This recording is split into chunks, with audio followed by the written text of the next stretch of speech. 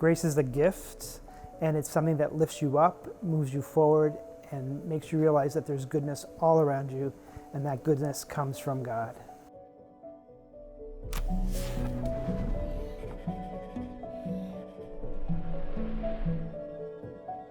I'd like to share a story of grace that I received about 10 years ago. It was unexpected and it was a beautiful moment. It came after my mom died, and I was very close to my mom.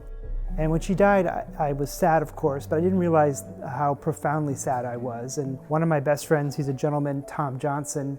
He's a very religious man, a very kind man, and he's 10 years older than I am, so he's gone through a lot of life experiences.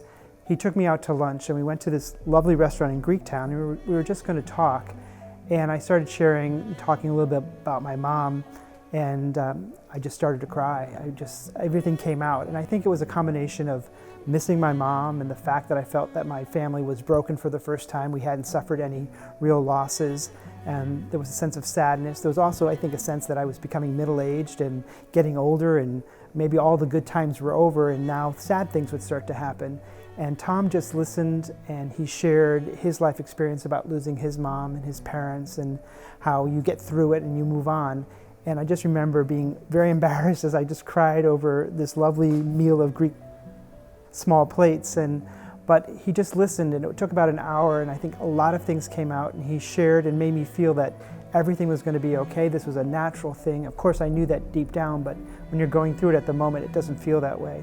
And I think that was a real turning point. I think after that luncheon, I came to realize that my mom had had a beautiful life, that she left the world in a beautiful way.